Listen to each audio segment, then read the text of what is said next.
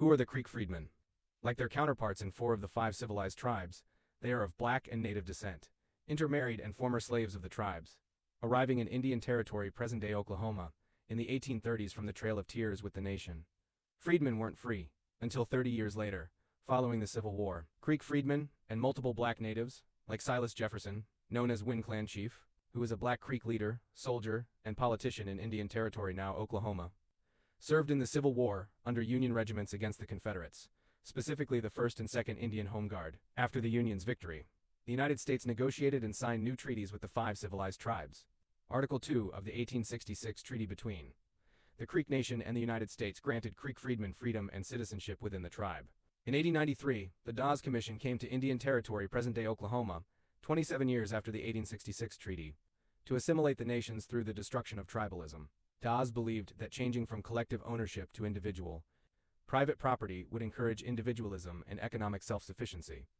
In the process, the United States Dawes Commission, between 1898 and 1907, identified individuals as by blood, intermarried whites, and freedmen within Indian Territory, documenting them on the Dawes rolls. Tribal enrollment for Creek freedmen was challenged by both the Creek Nation and the United States, due to Jim Crow laws and paper genocide. Mixed black natives were not properly documented on the Dawes rolls. Freedmen were allotted hundreds of acres of land individually. Creek freedman Sarah Rector became known as America's richest colored girl after oil was discovered on land allotted to her through the Dawes Commission. In 1979, the Creek Nation added by blood requirements to their constitution. Excluding Creek freedmen, who were not properly documented 81 years prior to the constitution change, Creek freedmen regained citizenship in July 2025, 46 years later, after a United States District Court ruled in favor of freedmen descendants.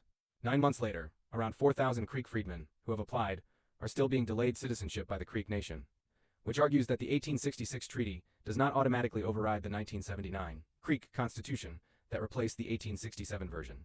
The addition of by blood in 1979 effectively stripped and excluded freedmen citizens. Creek freedmen have responded to this known compliance by filing a contempt motion and are also pointing out the political timing, with a special election coming up on May 30th. Within the Creek Nation, this election addresses constitutional amendments and changes to citizenship laws. Only enrolled citizens can participate, and despite a Supreme Court ruling declaring that Creek freedmen and their descendants are entitled to full tribal citizenship, they are still not enrolled and cannot vote in the upcoming election. Please share this information to help bring awareness to systemic issues that are not highlighted enough. In 2017, Cherokee freedmen regained citizenship through a legal battle which upheld their 1866 treaty rights, though it came with significant legal costs from federal litigation. Your support and share is greatly appreciated.